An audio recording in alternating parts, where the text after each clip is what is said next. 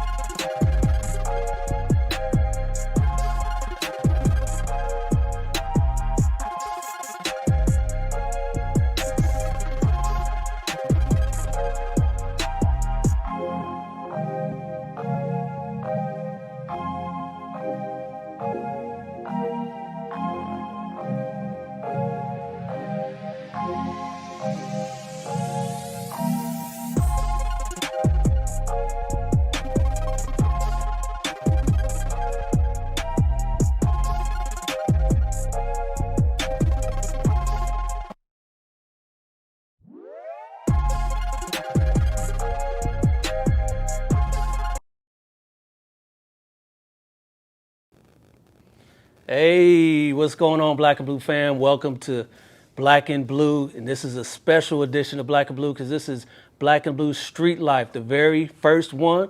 My name is Dale. I'm the host. If you don't know me already, that's my name. I'm the founder and the host of Black and Blue. I've got the Black and Blue podcast. I got the Black and Blue Live that I do with my homie Liz. Shout out to Liz. We saw her in the airport out here, coming out here, and I say out here because we are live in Dallas, Texas, live coming to you straight from Dallas, Texas right now. And I got a very special show for you guys. So please stay tuned.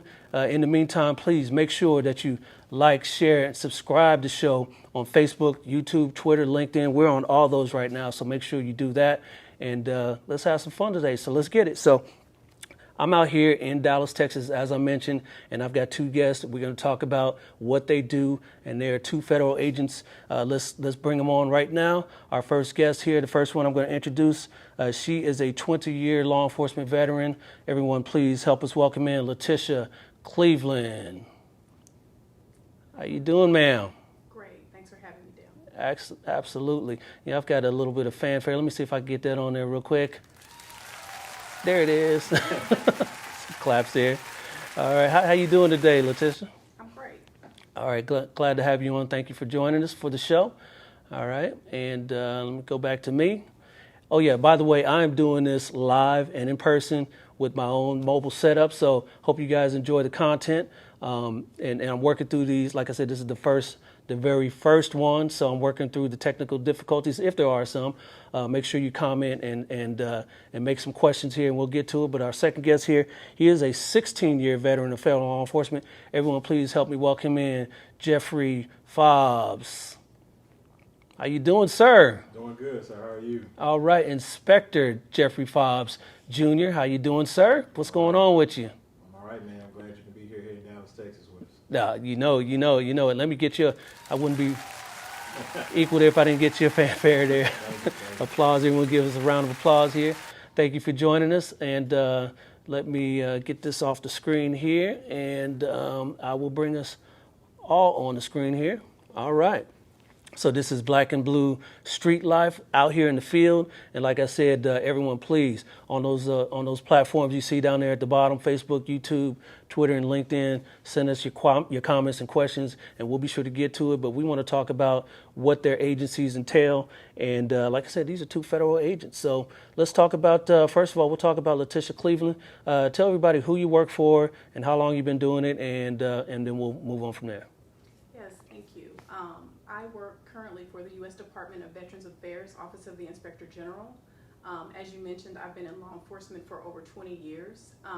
Prior to working for the VA, which I've been with them about 2 months now, so this is fairly new for me. But prior to that, I was with the U.S. Department of Health and Human Services, Office of Inspector General. And I served as a special agent with HHS OIG and then as an assistant special agent in charge before transitioning to my current role with the VA. Nice. And we'll talk about all that with HHS, and we'll talk about now what goes on at the VA, OIG. And Jeffrey, why don't you tell everybody where you work and how long you've been doing that? Sure. Dr. Jeffrey Fobbs, Jr. I'm a U.S. Postal Inspector. I've been with the Postal Inspection Service for 7 years. I spent the first 9 years of my law enforcement career here in the Texas area with the Arlington, Texas Police Department, where 7 of those years, my last 2 of those years, I was a sergeant. All right. Love that. Love that. And we'll talk about everything that happens with the Postal Inspection Service and what drew you guys into law enforcement in the first place. So, Latisha, tell everybody what drew you into law enforcement. Then we can get into these agencies in particular. But had you always wanted to be in law enforcement? What sort of journey did you go through? Always wanted to be in law enforcement? Absolutely not. I knew that I wanted to work in the criminal justice field, and I chose that as my discipline in pursuing my undergraduate degree, which I am an alumni of Paul Quinn College right here in Dallas, Texas. All right. It's at HBCU, so I want to make sure that I recognize my alma mater. Indeed. I originally set out to go into the legal field. Growing up, going into law enforcement wasn't something that was widely pursued by my community, but wanting to seek justice for individuals in my community was something that I was interested in. I didn't quite know what that was, but law enforcement wasn't it. I thought that pursuing law was the right route for me to go. However, you probably heard the old adage of opportunity and preparation. While I was a junior at Paul Quinn, I had the fortunate opportunity to come into contact with an assistant special agent in charge with HHS OIG that was looking for an intern. And I happened to need a practicum credit for my criminal justice degree, and was prepared for what they needed, and they had something I needed. What started out as a summer internship and just seeking that practicum credit evolved into a full year-long internship with a job offer with the completion of my degree.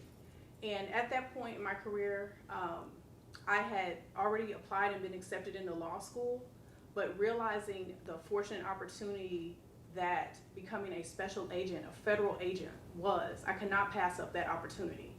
And I chose to pursue that with a plan to do it for 5 years and then go back and go to law school. But I fell in love with the work that I did and the people and the mission of the work that I was doing, and hence I'm sitting here now. All right. Appreciate that journey. All right. Glad to have you here in our law enforcement side here. Great. What about you, Jeffrey? What's your journey like? I know you say you started on the local PD side, but Right. tell everybody about that. Well, like I say, initially, my thoughts growing up being law enforcement, I always thought about being with the FBI. So that was kind of thing. I went to the Great Southern University in Baton Rouge, Louisiana, and I majored in criminal justice. And coming out, we didn't have, I didn't remember a lot of visits from federal agents, to tell us about what they were doing. But we did have a visit from Louisiana State Police. They told us what they was doing, and about their agency. But my plan at that point, like Latisha mentioned, was to go to law school. So I wanted to graduate, go to law school there at Southern University. I was a trained director from McDonald's of Baton Rouge to the Veluzzo family that probably owns like 56 to 60 McDonald's at this point in the greater Baton Rouge area. And the job just wasn't what I wanted it to be or what I was told it was going to be. So at that point, I reached out I was talking to my mom one day complaining about it, and she talked to a friend, Byron Stewart, that's here in the Dallas-Fort Worth area. He was with Arlington PD at the time, told me about Arlington PD. I applied in January 2005. I started that academy, and I stayed with them again for 9 years until I learned about the Postal Inspection Service.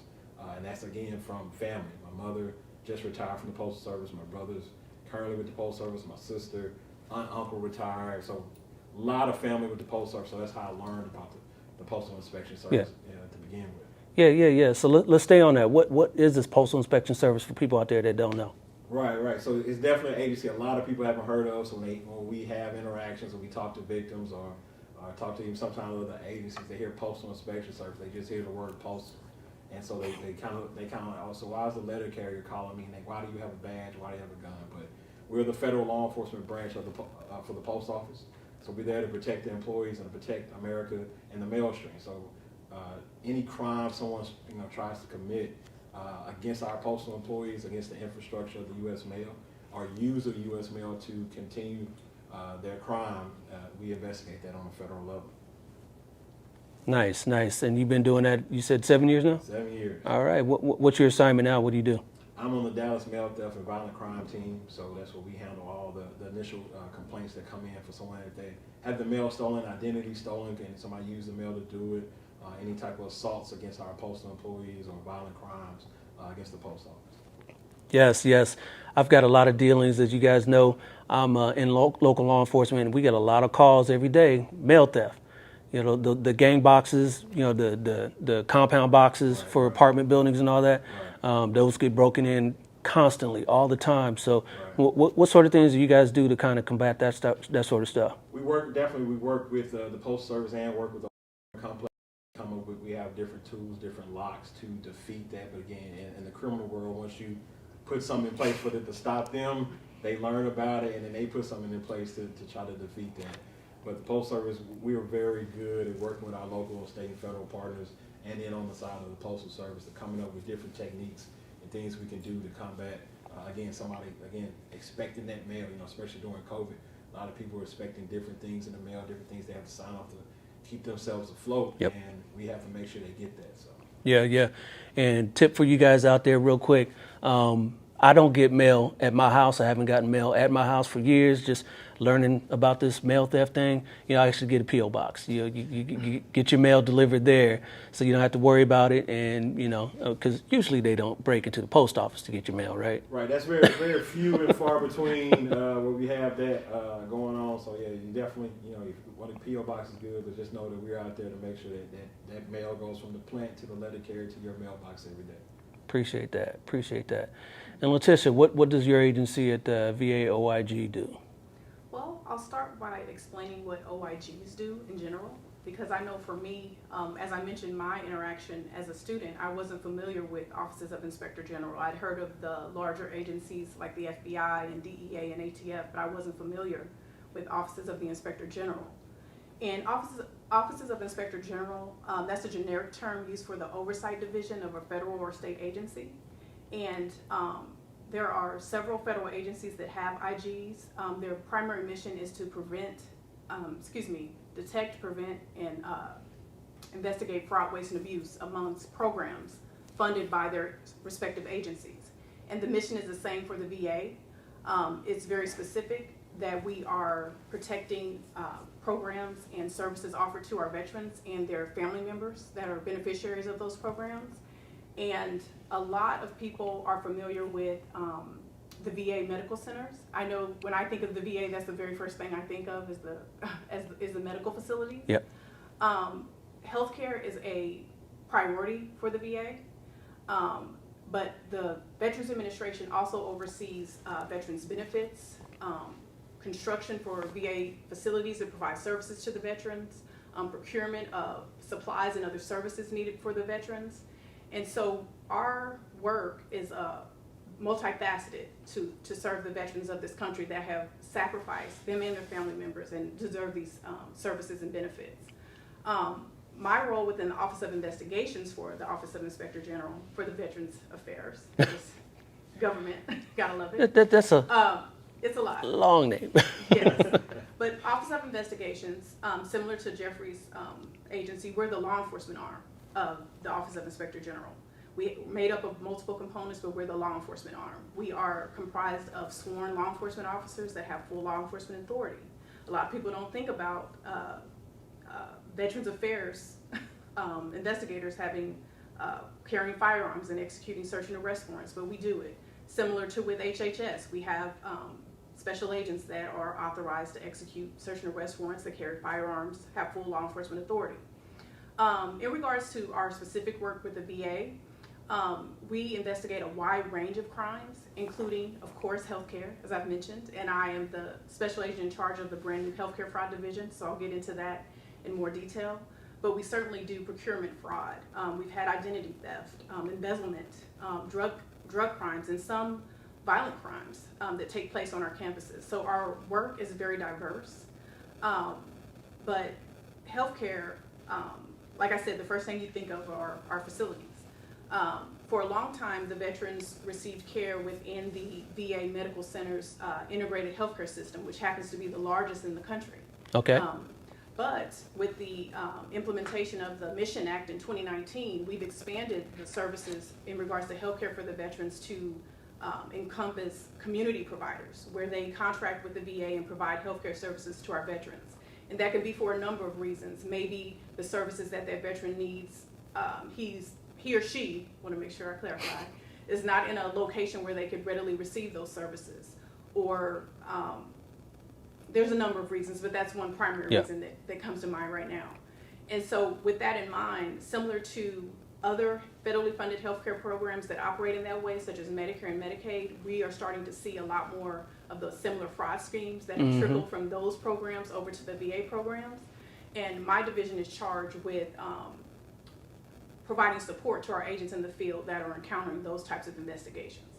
And we will work, hand in hand with Latisha's agency, because somebody send out documentation. What are they using to do it? They're using the U.S. mail to send it out. So that's how we work, great with our partners and work hand in hand to stop that fraud from happening.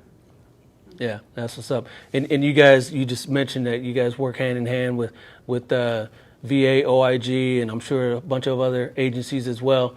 Right. What is that working relationship like? Are you guys kind of fighting over jurisdiction and who does what and that sort of thing? On our side, no. I would say no, because, again, we have that uniqueness of, just like she talked about, with some type of fraud will happen, they can use them now. So there's some of those tools and things we have in our disposal they would need to help investigate, enhance that investigation. And we want to use to make sure we get it, because you take one person out that's defrauding veterans, somebody else pops up to do it again. And that's one of our big things we do every year for veteran awareness and partnering with the VA OIG about letting them know about those fraud schemes, our elderly that are defrauded all the time, unfortunately, during social media or through the mail or through phone calls. And what are they asking them to do? They're asking them to mail money to help somebody in trouble. So it's never for us, everybody has their lane. Again, everybody thinks they're good and they're premier and they're all right. But I haven't had that issue where, hey, that match of, hey, nah, this is ours, this is us, and hasn't happened for me yet. All right. Yep. And my experience has been the same. We work collaboratively with other agencies all the time, federal, state, and local. Yep. As a matter of fact, the VA is part of a nationwide healthcare fraud task force, or strike force, if you will, as is HHS, FBI. We have partners with the U.S. Postal Inspection Service, state Medicaid fraud control units, DEA, OPM OIG, Department of Labor OIG. So we work with other law enforcement agencies quite frequently. And just given the nature of the work that we do, and like Dr. Fobbs mentioned, just the broadness, it helps us to join forces and share resources. That way we can combat the fraud in a more effective manner. And I have been personally a part of the task force in Houston, which, if anybody knows healthcare fraud, is Healthcare Fraud Central. So it behooved us, along with some other areas, it behooved us to partner with other agencies, and we were very successful in doing so and sharing resources. We didn't have any issues with going into each other's turf or lanes, if you will. We got in the lanes together. Yeah. As far as, macroly, globally, the agencies work well together. I mean, you're always going to have maybe sometimes a personality conflict. But overall, in general, agencies work well together. Yeah. I've worked on a few task forces in my day, and I love working, with federal agents, with the state agents, and other local. So, it's good times. So, this being Black and Blue, this podcast being Black and Blue, minorities in law enforcement. Let's talk about minorities in your respective agencies. You guys are African Americans. Are there other African Americans in greater numbers in your agency? Let's talk about that. African Americans and then minorities in general. You can start, Latisha. Go ahead. Given that I've only been with my agency 2 months, and due to COVID, we've been in a max telework capacity, which is probably the same for a lot of federal agencies. I haven't had the opportunity to interact with my peers as I would have liked to, but my agency was very proactive in gathering that information, and I was able to find it pretty easily.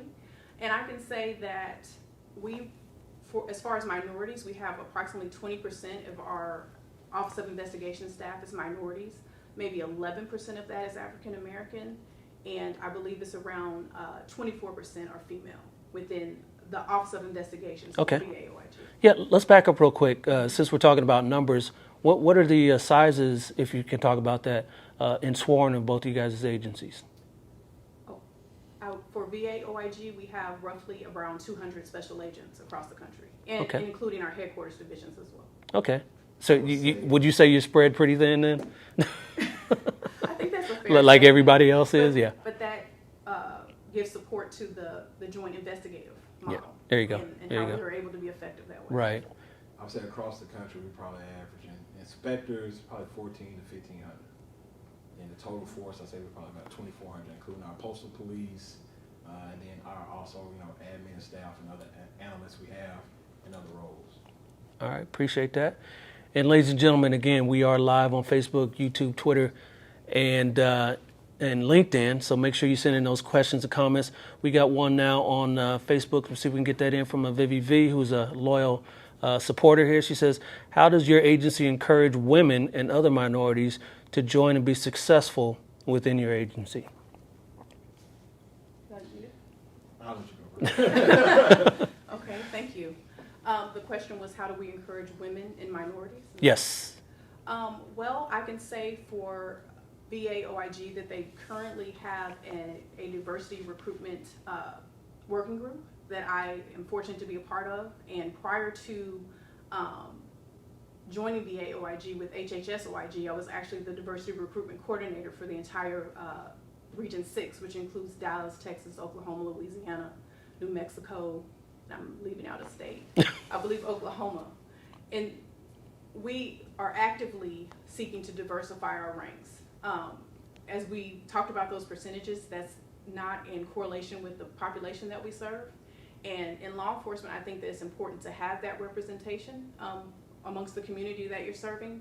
And I was fortunate with both agencies that they supported diversity, equity, and inclusion and created programs such as the recruitment programs and the working groups so that we could attract women and minorities into our organizations.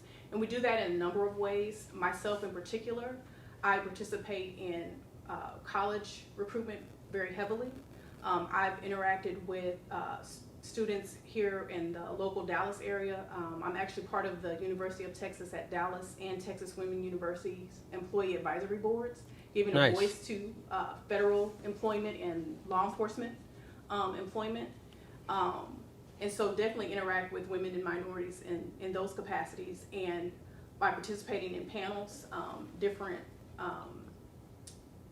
career development activities through the student services centers, assisting students in resume writing, doing mock interviews, interacting with the students. And I also have a very strong presence on social media, because I learned rather quickly, serving as the diversity recruitment coordinator, that the way I looked for a job 20-some years ago is not the way. Yeah, it's a little this different. generation is A little looking. different now, yeah. Yes, they're very inept and tuned in to social media, so I knew that that's where we needed to be. And I can tell you that honestly, by my representation there on those platforms, being that they see me on a panel like this, or they see my post that I make on LinkedIn. I've had students, a lot of them have been minorities and specifically women, and not just African American women, but women of all nationalities have reached out to me personally. Hey, I see you doing something I want to do, and how can I get into that? And it's not lost on me the importance of that platform, and I take the time to interact with those individuals that reach out. I just spoke with a young lady about 2 days ago. She is about to graduate with her master's, and she wants to get into federal law enforcement. She's getting a master's in healthcare administration, and she was like, HHS, VA, OIG, healthcare, that's perfect for me. And just having those types of programs in place and having agencies that are supportive of that speaks volumes. It comes from the top, and I can say with both agencies, they are very supportive of those efforts. Yes, love that, love that. Yeah, I want to, before we get to you, Jeffrey, real quick, I want to say something real quick. Come to me real quick.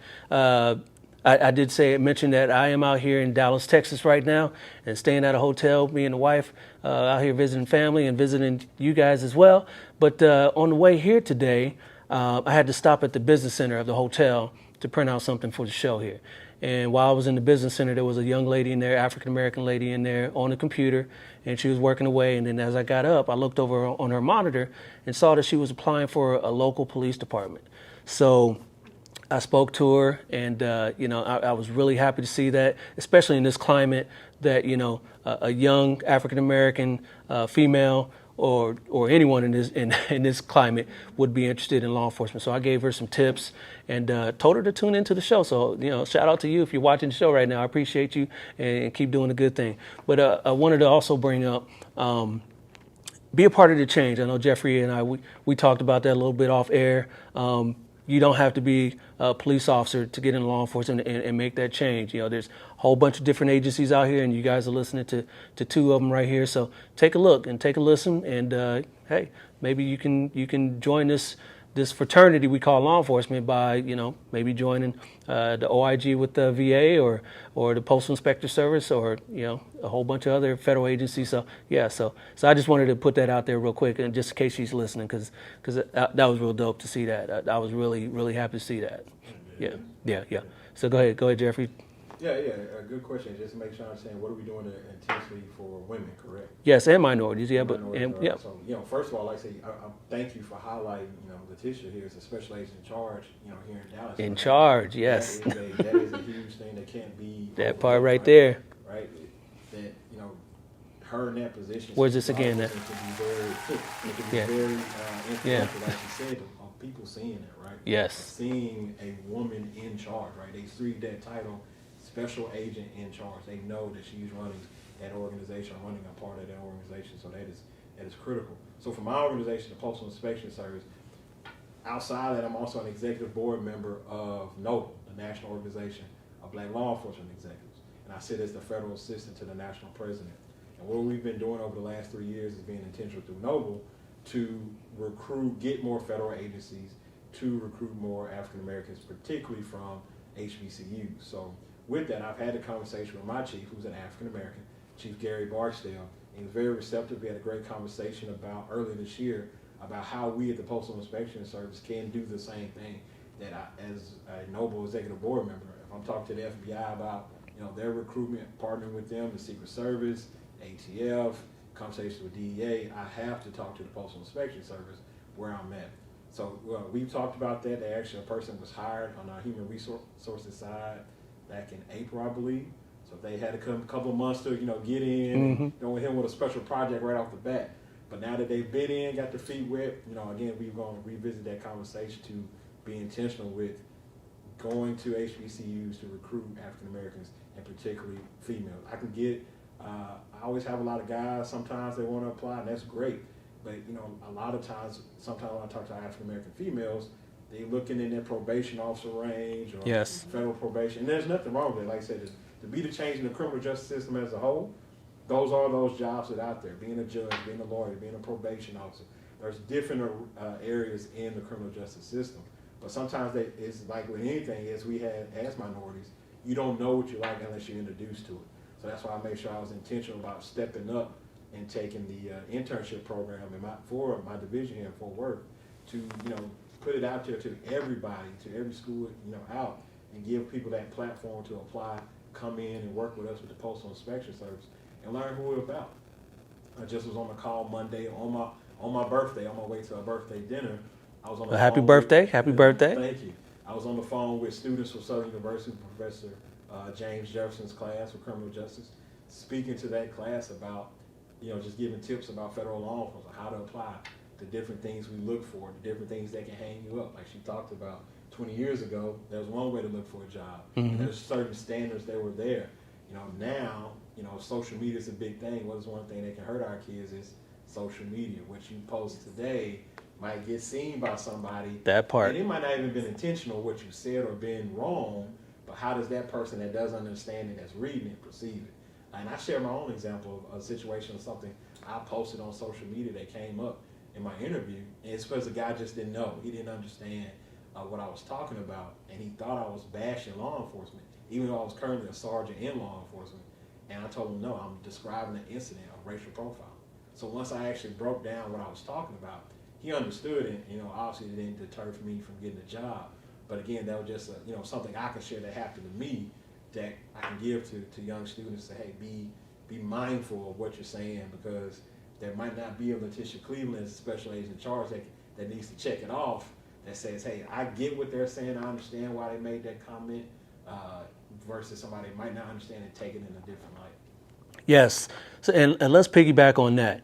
You were talking about someone like Latisha being in the position to be able to understand what you're talking about, right, and check that off. What about minorities in positions of leadership in your agencies? Do you find that? Because, again, had there not been someone that understood what you're talking about, right, you might not be here. Right, and that's being intentional. And going back to recruitment, we're being in, whatever level you are, you got to be intentional about recruiting and getting people to where they need to be. Yeah. And then also reaching back, right? Reaching back to the positions you get. So with our Chief Barksdale being African American, I can say we do have African Americans as inspectors in charge that are either running a field division or running a headquarters component. And then we have what we call the equivalent of a assistant special agent in charge. We have what we call assistant inspector in charge. So we do have African American, particularly women, that are in those positions. But again, we need to see more. We need to see more Yep. of those. And just not in my agencies as a whole, we can be more intentional about making sure that that representation is there. Yeah. Yep. And we talked about getting these names out here because maybe applicants don't know about the Postal Inspection Service or the Veteran Affairs Office of the Inspector General. So you don't apply for these things if you don't know they exist. So just getting that name recognition out there is part of what you need to do to try to recruit more people. Absolutely. And then so let's talk about your agencies. What sort of training did you guys have to go through to become an agent or to become an inspector? We'll start with you, Latisha. Okay, thank you. We go through the same training that all federal law enforcement agencies go through. And I think that's important in that distinction, because sometimes people think because we're not the larger known organizations that Yep. we go through different training, but we go through the same training, we receive the same pay, same benefits. So I did want to make sure I shared that information. But our initial training starts with the basic criminal investigator training program that's traditionally hosted by the Federal Law Enforcement Training Center in Glencoe, Georgia. You and I were talking before about the fact that you and I were both there at about the same time, right before September 11th, Yes. back in 2001. Yes. We are all required to go through that course. I believe it's roughly 10 and a half weeks, and it's basic law enforcement training. You're learning legal aspects of law enforcement, control tactics, firearms. I can say for myself, like I told you, I wasn't planning to go into law enforcement. I had never seen or held a firearm. And that was one of the things that I thought, as a female, just being candid, it was going to be a challenge for me. But I found that where I struggled, they offered additional assistance to make sure that you were successful. So when you say encouraging, women and minorities that may think we may have roadblocks, it may not be as simple as, as my example, but just know that there's resources if you're willing to seek them and it's something you really want to pursue. They also teach you defensive driving tactics. That's fun, spinning around in the vehicles. That was fun. Yep. And also prepare you for cultural things that you may deal with in conducting your work as a law enforcement officer. And certainly preparing you for giving presentations and testifying in trial. They have a whole mock courtroom set up, so you can. It's not the same. I can tell you, having testified in front of a jury and judge. In the training environment, it's always going to be a little different. Yeah. But you get a sense of that. And what I liked is that they actually had, I don't know how it was when you all went, but they had us in like pods. So they were like our squads, and we work with that same group through the whole training program. Right. So okay. It kind of mimics how your work would be out in the field. In addition to the criminal investigator training program, we also have the IG investigator training program for all of the agents of offices of Inspector General. It provides more in-depth training in those areas and things that are specific to IG work, such as grant fraud, procurement fraud, things of that nature. And then each agency also has their own additional add-on training. They may call it different things, special agent basic training, but it's basically to familiarize you with the particular programs and services that your agency provides so that you can have that foundation to conduct your work. And then additionally, we have routine training. It doesn't stop once you get through those programs. Yeah. And it shouldn't stop because things change. Like we talked about how you look for a job change, the crime schemes change. The players might change and the schemes change. So you need to be prepared for that. And we provide legal update training, training on those different schemes. We also make sure that everyone's proficient with their firearms and control tactic techniques. We were talking about that a little bit earlier about as you get older, is that important? And it is, because you're still an active law enforcement officer. Yeah. You need to be proficient in those skills. And in addition to that basic training, we also offer additional specialized training. If you want to get into consensual monitoring or things of that nature, covert electronic monitoring. As we were preparing the mic, I don't know if you noticed, I had to pull on my skills from that training course to conceal my mic cord. So everyone there, yeah, what she's talking about there, her mic right there, yeah. Yes, but I was fortunate to be able to go through a covert electronic device class where I learned how to. My daughters think it's really cool. I have a purse that has a camera in it, and that I built from scratch. Nice. It still works. And also computer, electronic data recovery, firearms instructors, anything you could think of in the law enforcement realm, that additional training is provided. Love that. And I want to, before you get going there, Jeffrey, I want to, make sure that everyone still continues to send in their comments and questions here. And we had a Mia Shook said, "That's my mom." That's live, my baby. yeah, it's live My from YouTube. 12-year-old. And then we also had a Deborah Mitchell saying, "Awesome job, Latisha Cleveland." Yes, I work with Deborah. She's known me since I didn't mention that I was an intern. Oh, I did mention I was an intern with HHS. I've known Deborah since then, and she's still with HHS. Thank you, Deborah. How are you? Thanks for tuning in. And not to be remiss, we had one here for you, Jeffrey. Great job, Dr. Fobbs. All right. Doctor, what's that degree in? Organizational leadership and management. Okay, yeah, I just got my master's in that. There you go. Yeah, so I know all about that. All about that. Love that. Tell everybody about the training for postal inspectors. So the Postal Inspection Service, the Postal Service owns some property out in Potomac, Maryland, and that's where our training facility is housed, our career development unit. And initially when I went through and up until probably the last two classes, even with COVID, we went 12 weeks. And we have our own eating training, firearms, all that is right there on campus. So we can do everything we need to do, any type of scenarios right there on campus. Again, you can go out into the city and do some things, but I was fortunate enough to be on the steering committee to help recreate, to push it out to 16 weeks, our curriculum, because we found when you go 12 weeks, you come out, you go to your division, and then there's some other, things the basic inspector in training would do, other little tasks to check off before we know, hey, they're ready to go. So we found that why not kind of give them some of those tools ahead of time? Because as Latisha knows, we're losing people just like that.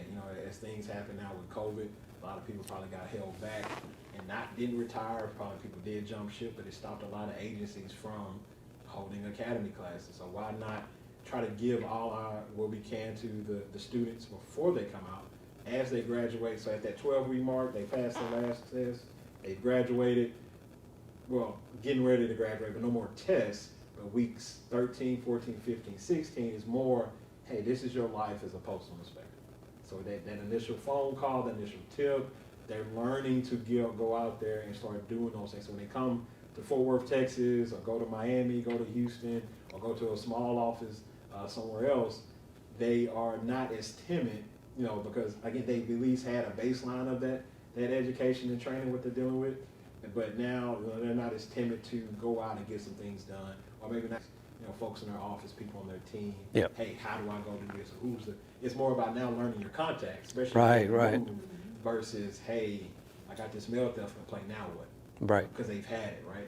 We better prepare them when they hit the street to perform the job. And just like she said, that we offer still at that same facility, additional trainings every year. I just came back there from last week. I'm also a robbery, burglary subject matter expert. I'm a violent crime specialist where we will fly across the country to help other inspectors with violent crimes.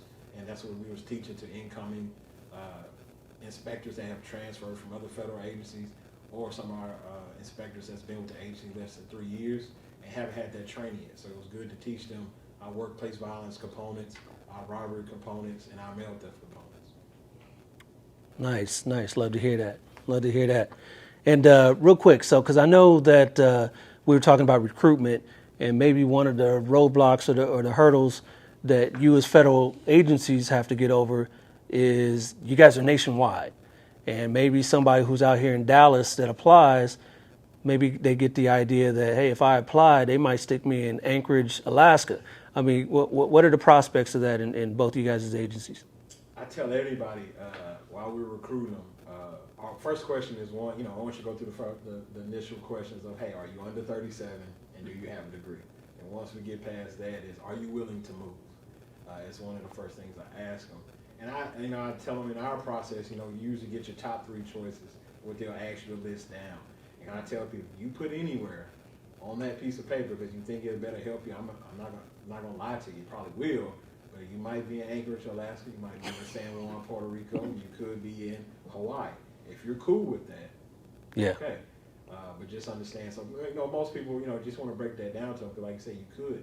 So most people put their top 3, and then I explain from there. When you say Fort Worth, Texas, in our division here, we cover all the way west to Lubbock, all the way east to Louisiana border, up to Texarkana, down to almost Beaumont from this office. And then we also have 2 offices in Oklahoma City and Tulsa, and then Little Rock covers the whole state of Arkansas from Little Rock.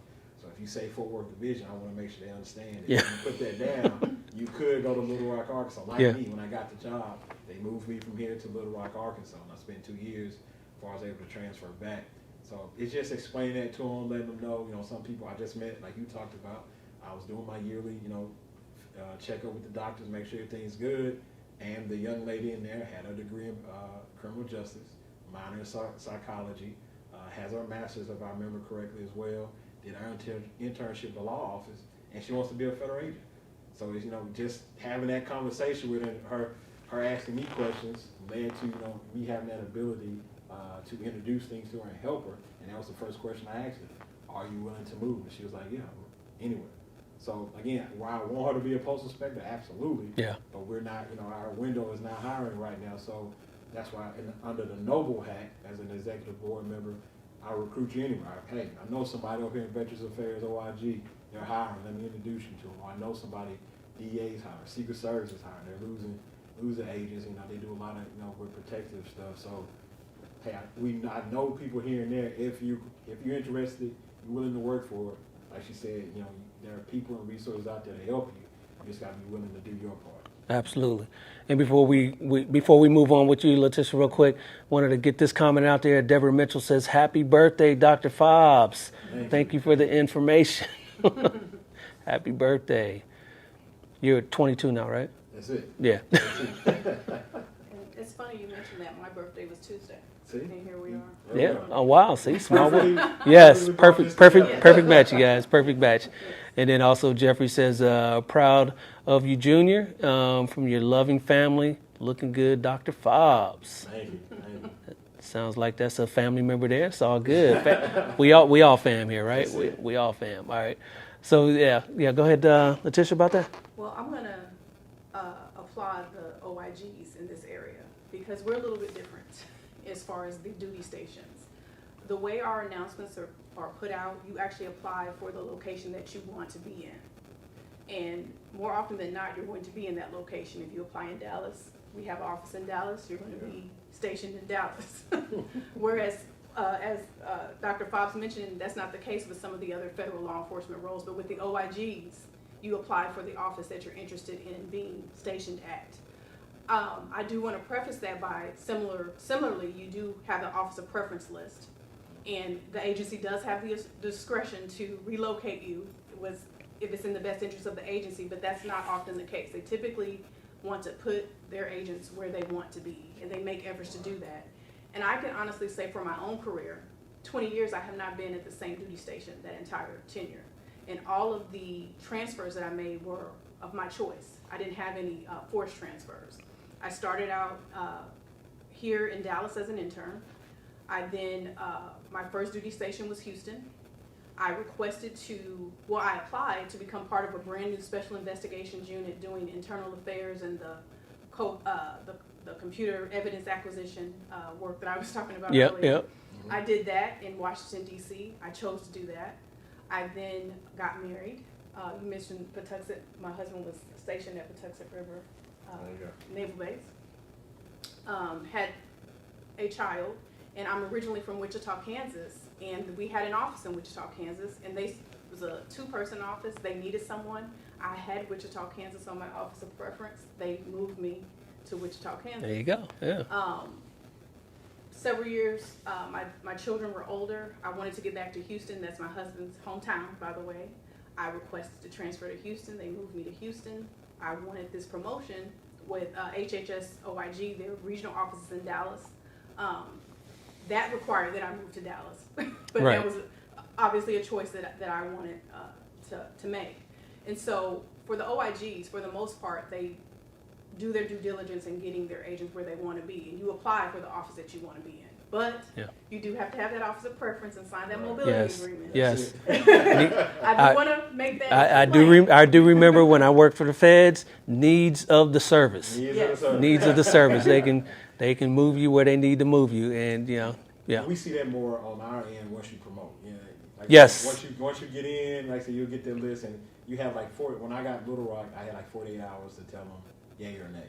So like I say, once on your list, you probably gonna get one of what's on your list where you have some critical needs now in LA. So if anybody's in LA wants to be a postal inspector, definitely find me. I give you any tips, any guidance I can give you to help you get on with our agency once our portal opens, of course, or you trying to 1811 transfer, a special agent to us. But yeah, locally, you probably can make at least whatever station division you start with. You can probably promote to team leader in our agency and stay, but usually assistant inspector in charge, inspector in charge for sure, you're going to move. And I just want a mentor of mine was right now, was an assistant inspector in charge in New York. He did a detail in Newark, and now he's going to be inspector in charge of the Detroit division. Yeah, and that's one thing I remember from my experience as well, that if you want to move up, you're going to have to move. You're going to have to move. And my former agency with Treasury, if you wanted to get to a certain point, you had to do a stint in D.C. Got to go to headquarters. You got to go to headquarters. You had to. That's just the way it was. So if you're not willing to do that, then don't apply to try to be promoted. I mean, you could stay as an agent. Yeah. Yeah, but if you wanted to move up, if you want to move, you got to move. But I can say with at least for the OIGs, I'm staying. There you go. OIGs. Yes. I have seen agents successfully promote and not have to relocate. So it is possible. It just depends on the needs of what we talked about before, the needs of your agency. Yep. But when I was coming up, and wanting to advance, that's what I was told. Like, if you want to advance, you're going to have to go to headquarters. Was that that wasn't a motivating factor for me to go at that time. I just was interested in this brand new unit. But I certainly think it was an asset, and that it's been helpful for me to have that headquarters experience. Yeah. Being that I'm now in a leadership role, I think it was very helpful for me to have that. Not saying that you can't gain that experience in the field, but I certainly think it added to my effectiveness as a leader within our organizations. All right. Another comment coming in real quick from on Facebook. Deborah Mitchell wants to wish you a happy birthday, Dr. Fobbs. That's a happy birthday, Dr. Fobbs. Thank you for sharing your knowledge and expertise of your position in our in our postal inspection service. All right. And VVV again on looks like Facebook is saying, you mentioned being under the age of 37. Are there any opportunities for people over 37 who are interested? We have had, I know we do it when the transfer, I think it's more if you have that veterans, if you're a veteran, I think that's where it gets waived. Because I think not this class now, class before, I think we had somebody over 37. So I think, don't quote me, but I think that's where you can be over 37, and that's something with the veterans preference. But I'm not 100% on that. There Okay. are exceptions for a waiver. They're very limited, but there are some exceptions. For the most part, all federal law enforcement positions have mandatory retirement at 57, which is why you need to have 20 years vested, which is why you have to be under the 37 or younger in order to come on board with most of the federal agencies. There you go. Yep, yep. And then there are also the non-sworn positions. There's always, Oh, yes. always those positions, support, analysts, all those sorts of things. Backbone Yeah, of the they are. organization, If yes. any law And that's enforcement what we're organization, seeing. A lot yeah. of our students are gravitating to that cyber analytics side of it, because then that's what they're strong in. That's what their lane is. So that is one way again with diversifying your agency. Doesn't everybody might not want to be a gun toter, Yeah. but they have Yep. that experience as far as analytics, and that's what they can help the agency. No doubt, no doubt. Hey, bringing up guns, I remember, Latisha, a little while ago, you mentioned that when you first got into the law enforcement, you weren't into guns, and that you had a little trepidation there. I know that as I've heard trainers say, that's a good thing to not have had any experience with guns as you go into the academy, in the training, because you don't have any bad habits. They teach you the way they want you to shoot Right. from scratch. But if you go in there having fired guns with previous departments, or just with your family and friends back in the day, and now you got all these bad habits, shooting this way, break yourself, fool. Hopefully none of that. But And I tell you, the same as she said when I talk to folks, I also ask that question about handling firearms, but I cut it off at don't go get a trainer, but I do encourage folks to at least go fire one, right? So on the federal level, once the FBI switched and said they're going back to 9mm, everybody followed suit for the most part. Went back to 9. Even my Yeah. agency, we went from carrying 40 caliber to 9mm. So now we carry. So I tell you, depending on where you're going, at least go fire it. Don't get a trainer, so you at least get that feel, get that part of it already. That nervousness you might have, learning how to hold it, just the grip. Get that out of the way, so you're not as intimidated once you get there, because you already have that fear. I haven't fired a weapon. Yep. Now I'm in this academy. I'm with all my classmates. Be one less thing to take off the plate. Just taking off that initial. Well, I know how it's gonna feel. I felt the recoil. I know how it kicks back. Now you can work on, like you said, the trainer, the firearms instructor, really honing in, the skill of it and making sure you can use the weapon effectively, pass the qualification course. But definitely I encourage folks to at least go to a range and feel it, know what you're expecting, how it's coming off. So when you get to your academy, that part is already out of the way. And real quick, another interesting thing that I remember about being federal law enforcement is the way you shoot is always covered. Being local, you're either in uniform or when you're in plain clothes, we don't wear jackets. But in federal law enforcement, you usually wear jackets when you're out in the field, so you have to learn how to shoot with your jacket on. Yes. Can anybody talk about how difficult that is, or how easy it is to learn that? I just want to back up. Yeah, go your ahead. initial question and give a shout out to the individual that actually recruited me at Paul Quinn College. At the time, he was an ASAC. His name is Christopher Dennis. He's an African American male, and he also was a firearms instructor at the time for my agency that I was with.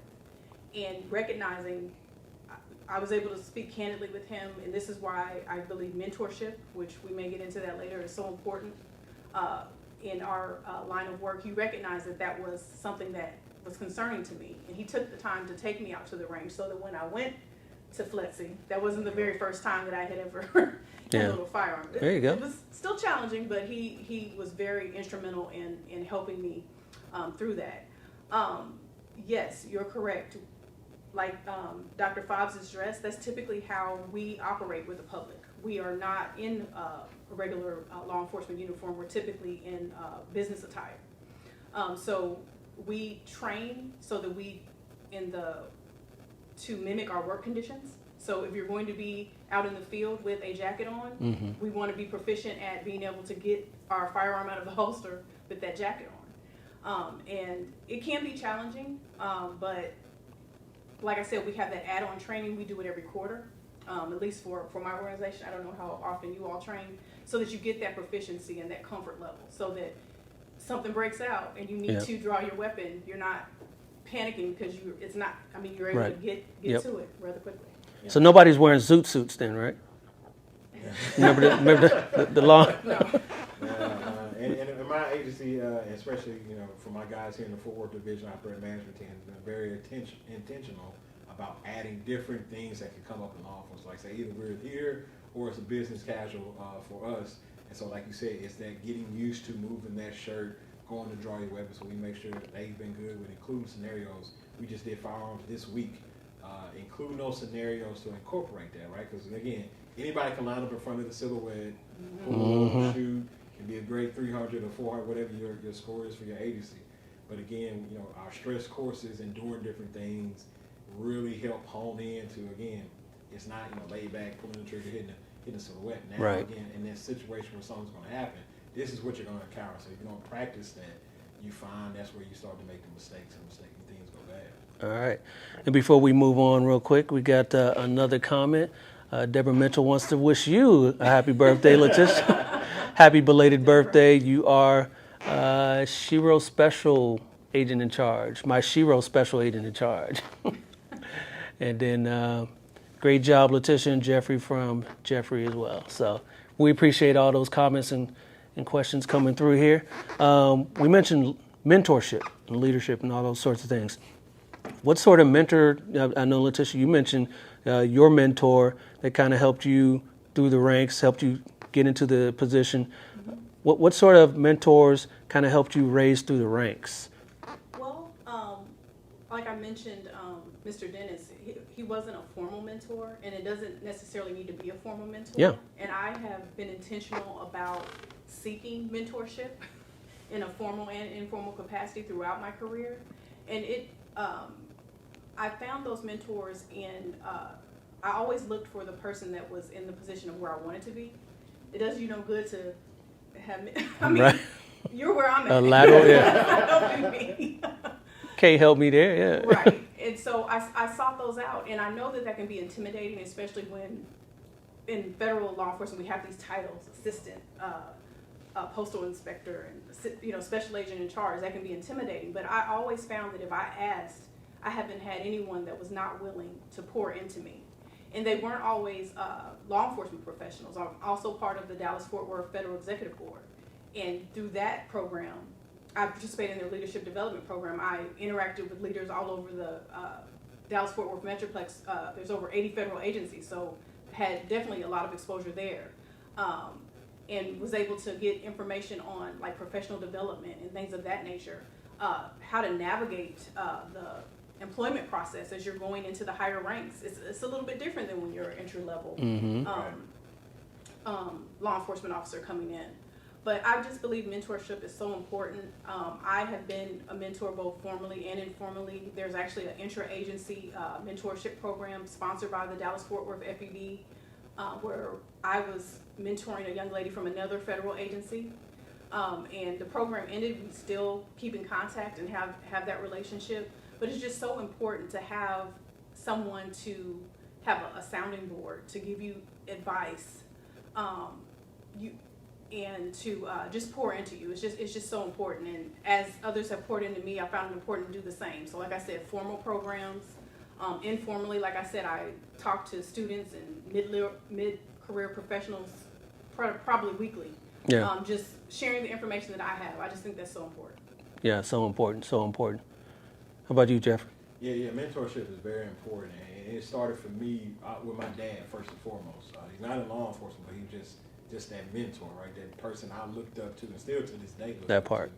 Of being a leader, right? A person of respect and character. So that person I want to carry myself. So that's what I sought in other people as I entered Arlington PD. And one of those folks was our chief at the time, Dr. Theron Bowman. That was, you talked about aspiring to where you want to get to. That was one of the reasons I wanted to pursue getting a PhD, getting a doctorate, because I saw he had it, and I saw his leadership ability. So I went towards that. Dr. Latisha Watson, former chief out in Vegas, and she's in California now.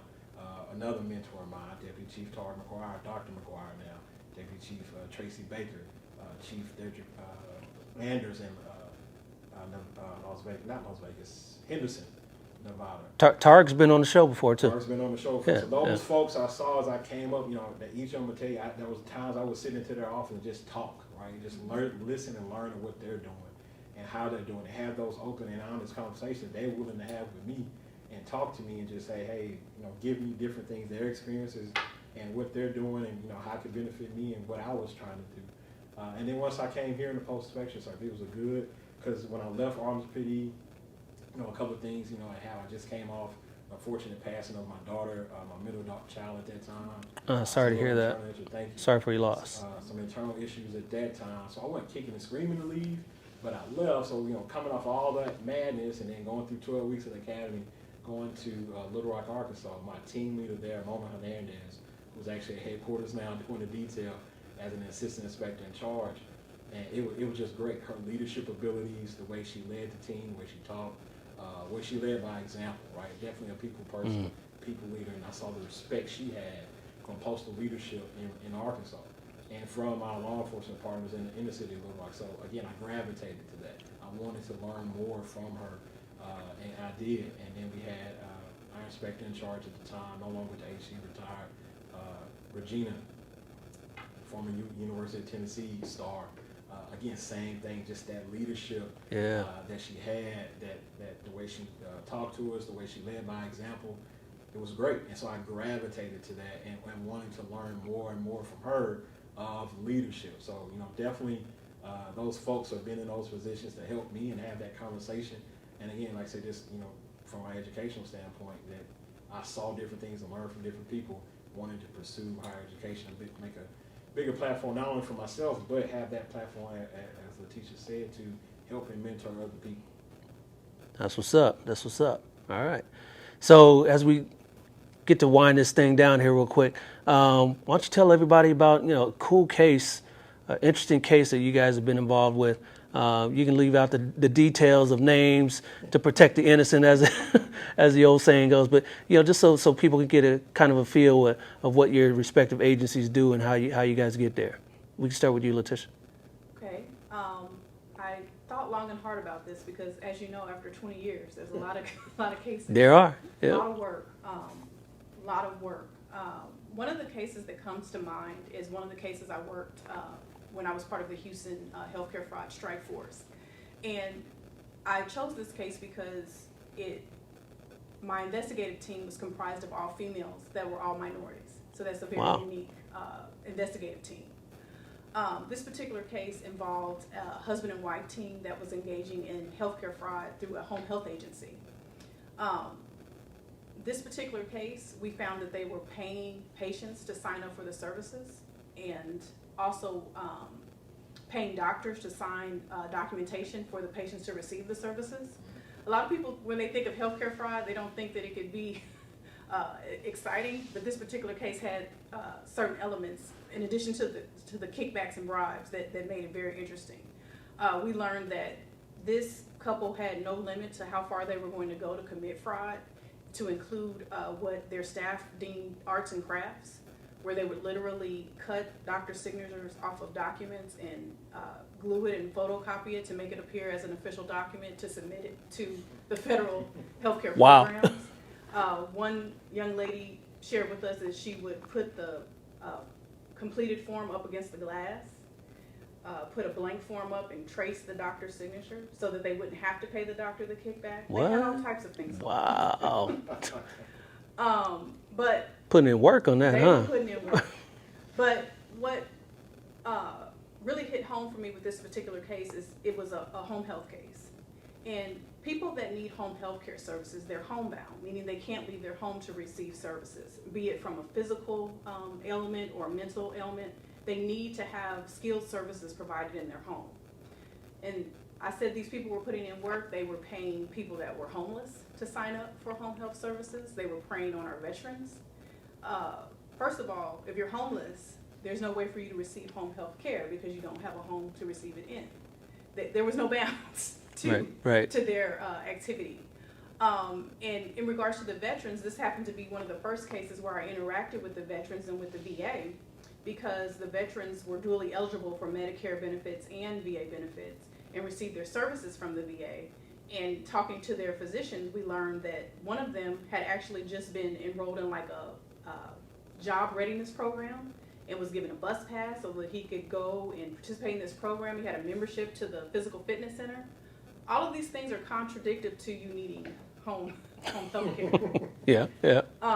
And similarly, one of the other veterans was on a fixed income, and we talked about earlier offline, the dire straits that some of our veterans find themselves in, which is unfortunate.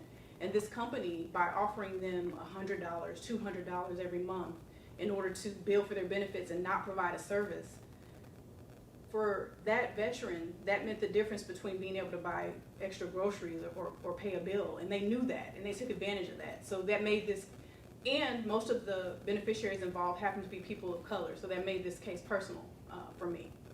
I'm glad to say that we ended up taking the husband and wife to trial. The doctor pled out.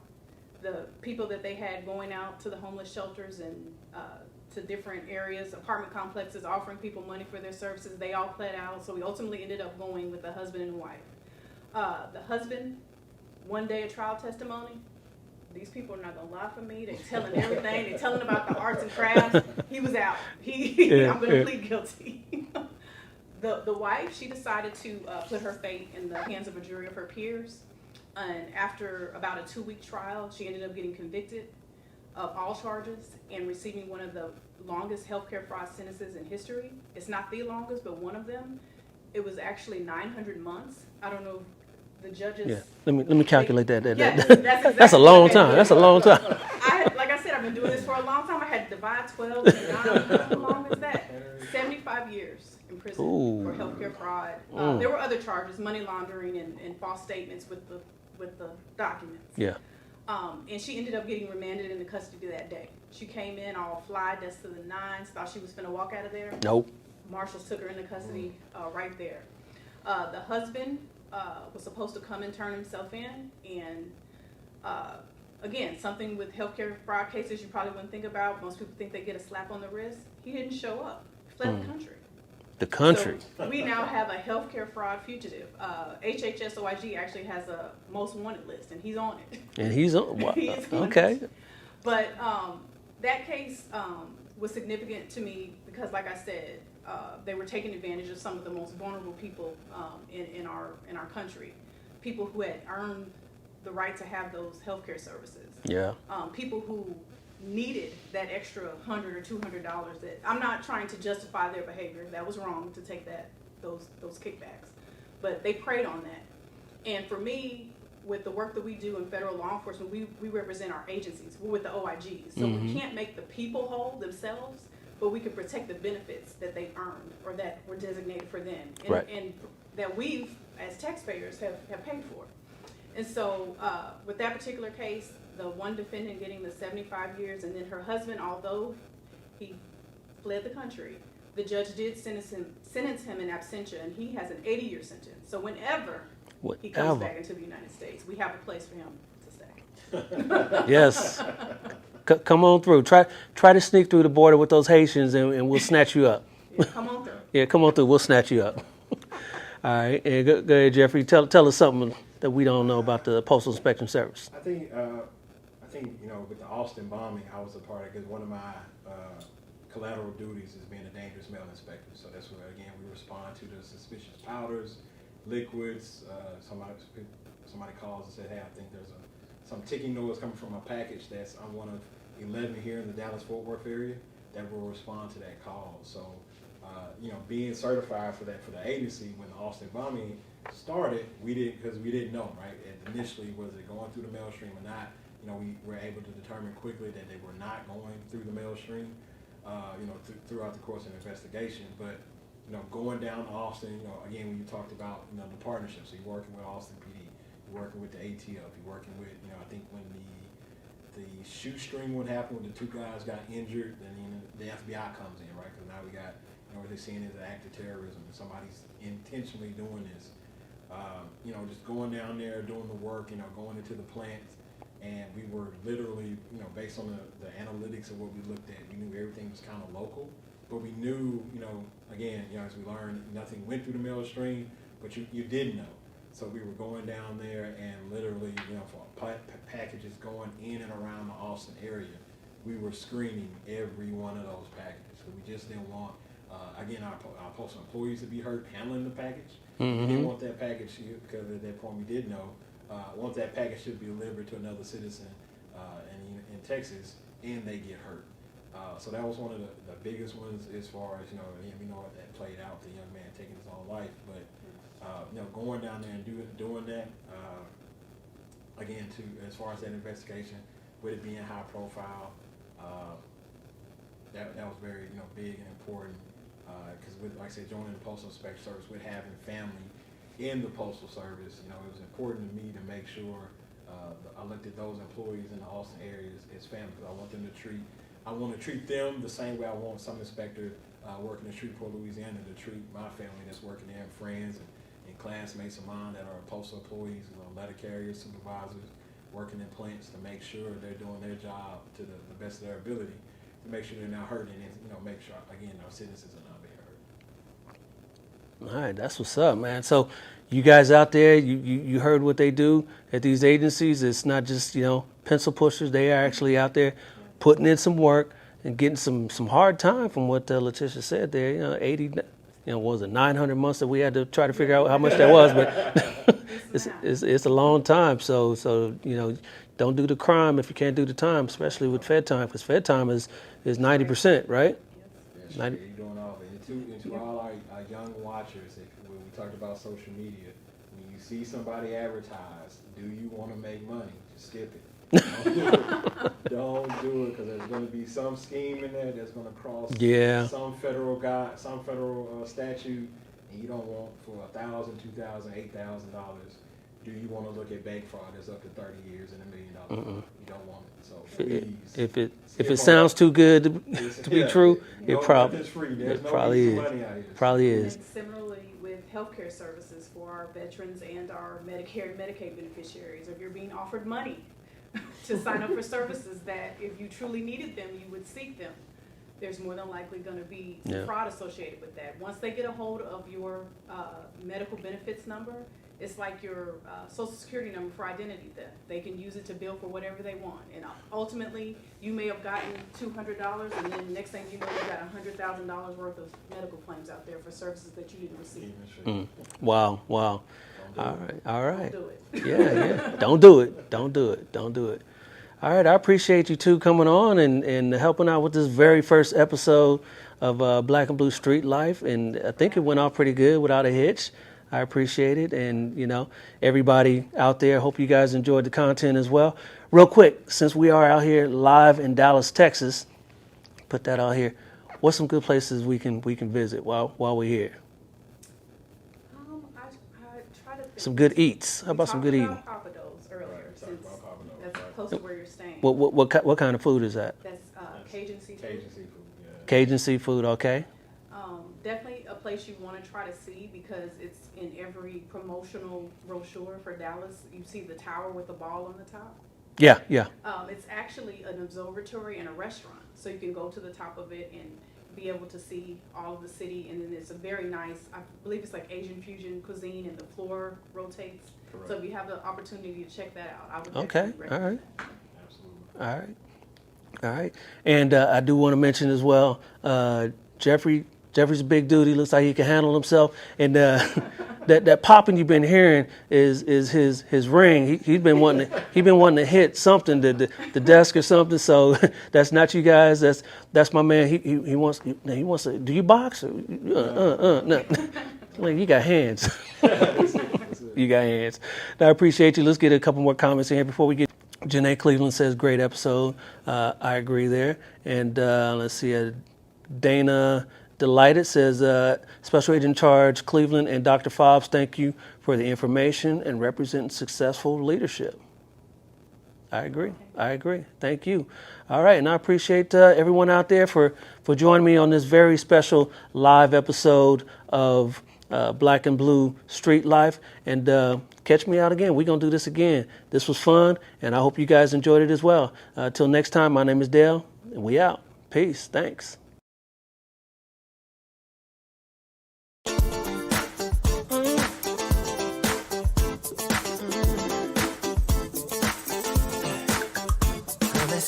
on to your favorite song. The night is young, and you got me going on every single beat. Hits my heart so deep. Wanna wrap my arms around you 'cause you're sweet. Girl, you know that there ain't nobody moving like you. You know you got me. I love the things you do. Maybe I'm getting into trouble, but I just wanna be your lover.